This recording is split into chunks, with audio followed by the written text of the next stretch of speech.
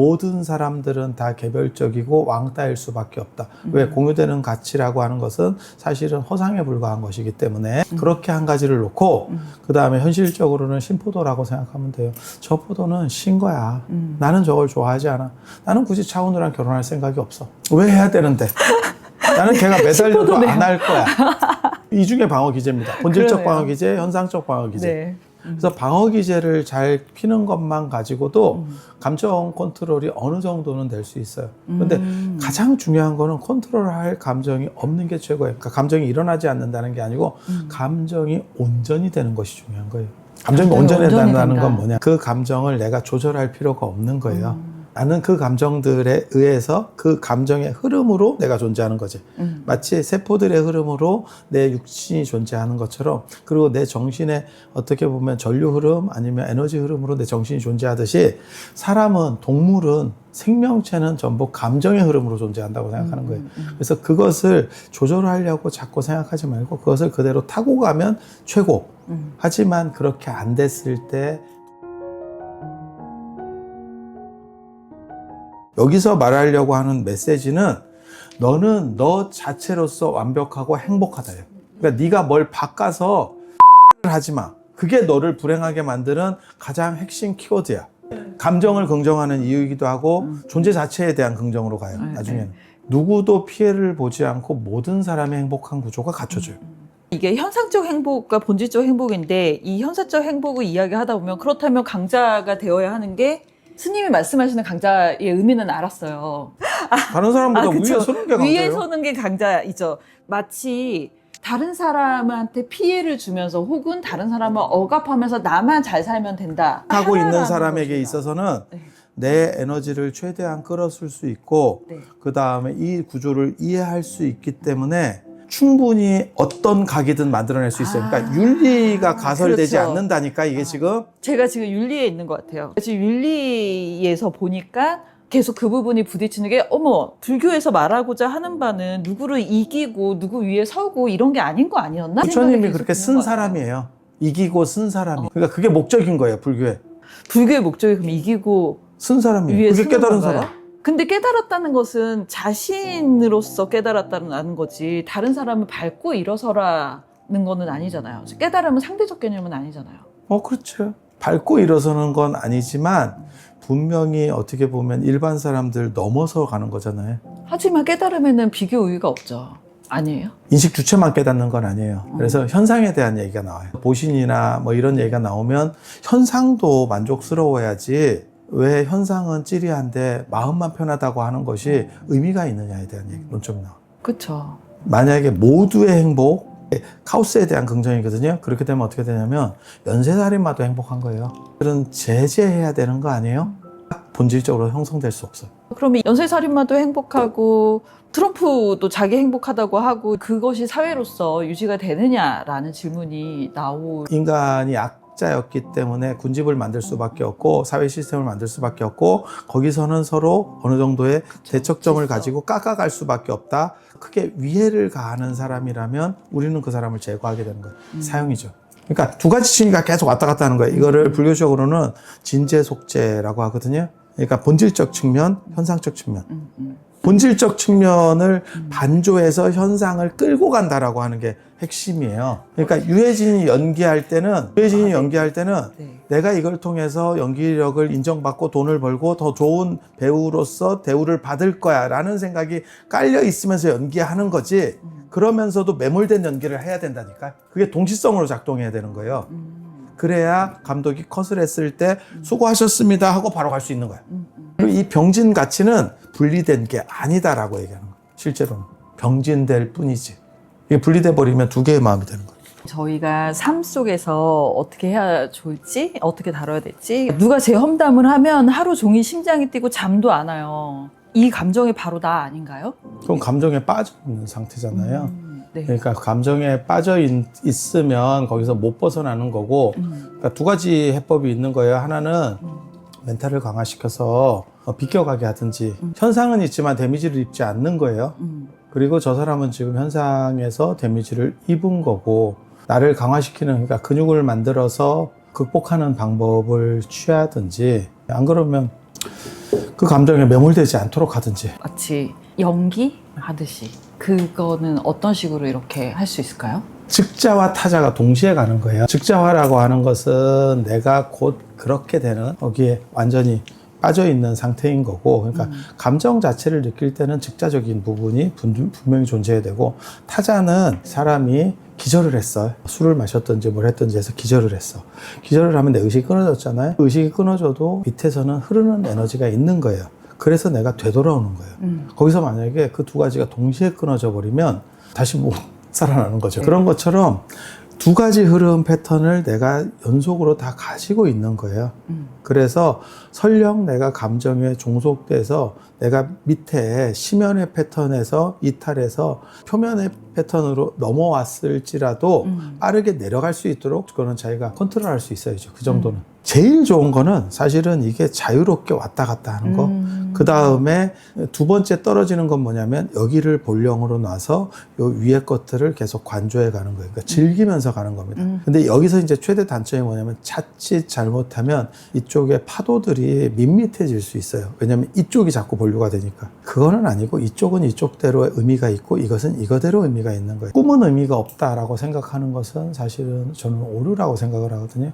깨어있을 때는 깨어있음의 의미가 있고 꿈을 꿀 때는 꿈도 의미가 있는 겁니다. 두 가지 다 동시에 자유롭게 가는 게 제일 좋은 거고 하나로 이렇게 해서 점점 위에가 고요해진다? 이것을 바람직하다고 생각하진 않아요. 이러면 재미없는 사람이 되는 거예요. 많은 분들이 진짜 열심히 살면서 너무 허전하다. 비교일 수도 있는데 남들만큼 가져야 할 것 같은데 계속해서 갈증이 일어난다라는 이야기를 많이 하잖아요. 그런 분들한테 무슨 이야기를 할 수 있을까요? 개인적으로 제가 좋아하는 구절들이 몇 개가 있는데 나는 열심히 일을 하면서 살다가 최대한 내가 할 수 있는 것을 다 하다가 죽은 뒤에 쉬겠다. 죽은 뒤에 쉬겠다. 네.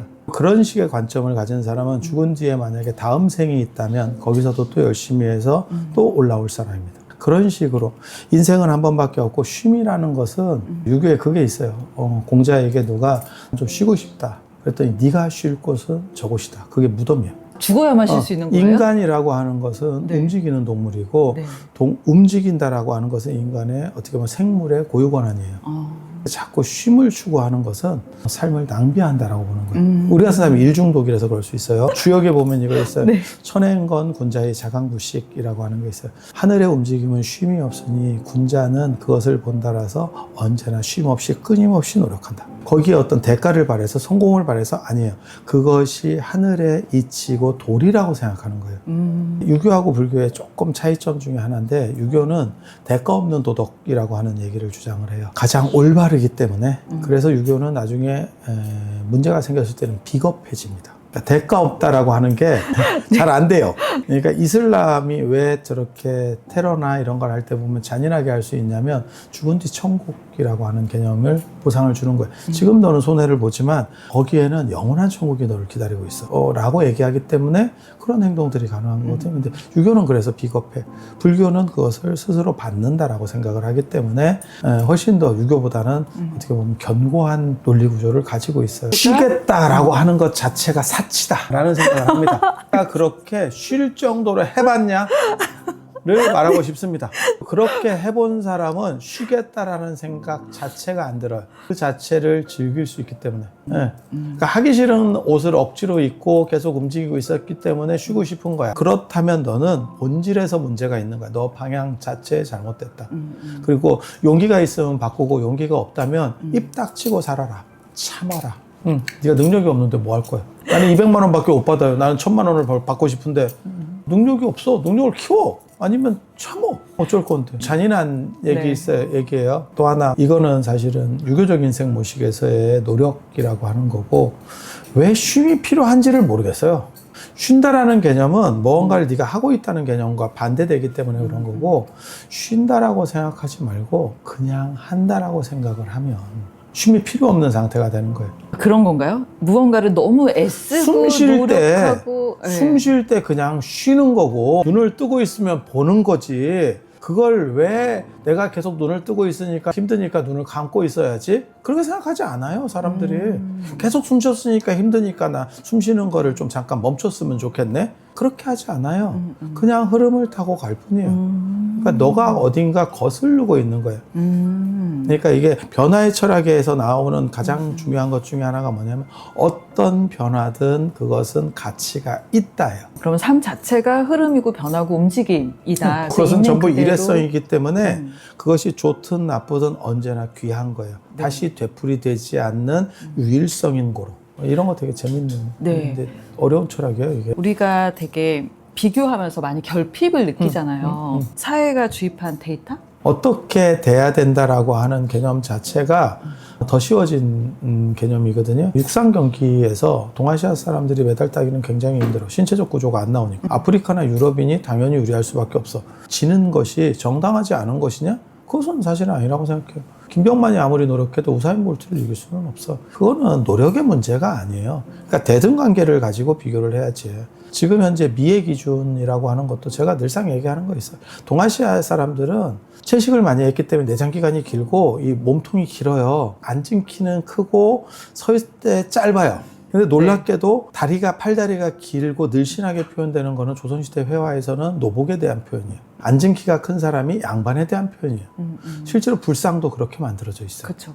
그렇게 만들어져 있어요. 근데 우리가 서구식 개념, 걔네는 육식 중심으로 했기 때문에 내장 기간이 짧고 팔다리가 길어졌어. 그게 미의 기준이라고 생각하는 것 자체가 그건 비교될 수가 있는 게 아니에요. 그렇다고 노력으로 커버될 수 있는 것도 아니고 우리가 노란색이에요를 계속 염색하면서 따라갈 수는 없어. 너 자신의 것을 발견해야지. 그리고 사람은 비교될 수 없는 게 비교는 더 쉬워진 가치, 누군가 소수의 사람들이 이익을 추구하기 위해서 세뇌된 가치일 수도 있다는 생각도 있거든요. 지그가 유리하려고 그 기득권을 계속 유지하기 위해서 세뇌시켜버리는 거예요. 너네는 이렇게 할 수밖에 없어. 너네는 안 되는 거야. 또 다른 방식으로 주입하는 거죠. 그리고 거기에는 이익 집단의 움직임이라는 게 반드시 존재해요. 그래서 그거 하나 있고 그 다음에 비교가 가능하냐. 비교가 가능하냐는 이게 되게 재밌는 건데 내가 보는 게 지금 사장님이 보는 거하고 동일한 물건이 아니에요. 제가 그런 그런가요? 얘기를 하는데 사람이라고 하는 게 동일한 물건을 놓고 보더라도 오른쪽 왼쪽의 시선에 의해서 색이 다르게 보여요. 그렇지 않을까? 다르게 보이죠? 조명이라고 하는 빛에 의해서도 색이 다르게 보여요. 지금 여기서 10명이 예를 들어서 이걸 본다 그랬을 때 20개의 빛으로 보고 있는 거예요. 그것은 같은 위도에 있지 않기 때문에 같은 위치에 있지 않기 때문에 각각의 다른 관점에서 보고 있는 거예요. 그래서 이것을 동일 물건이라고 말하는 것은 기본 전제에서 우리가 공통된 기반을 가지려고 하는 것 뿐이지 실제로는 같은 물건이 아닐 수 있습니다. 이게 뭐냐면 인식의 주체가 인식의 대상을 결정한다는 칸트식의 어법으로 말하면 그런 거예요. 이렇게 되면 비교라는 것은 동일 물건이 존재한다는 것을 가정할 때 얘기해요. 근데 너랑 나랑이 눈만 다른 게 아니고 전체가 다 달라요. 근데 그것을 비교한다는 것이 누군가 우위 비교를 원할 때 얘기해요. 그러니까 차은우 같은 얼굴이 잘생겼어 라고 하는 거는 그런 쪽 이익 집단들이 만들어낸 걸 수도 있어. 이 세상에서 진정한 공유 가치는 존재하는 것이 아니다. 모든 사람들은 다 개별적이고 왕따일 수밖에 없다. 왜? 공유되는 가치라고 하는 것은 사실은 허상에 불과한 것이기 때문에 그렇게 한 가지를 놓고 그 다음에 현실적으로는 신포도라고 생각하면 돼요. 저 포도는 신 거야. 나는 저걸 좋아하지 않아. 나는 굳이 차은우랑 결혼할 생각이 없어. 왜 해야 되는데? 나는 걔가 매달려도 안 할 거야.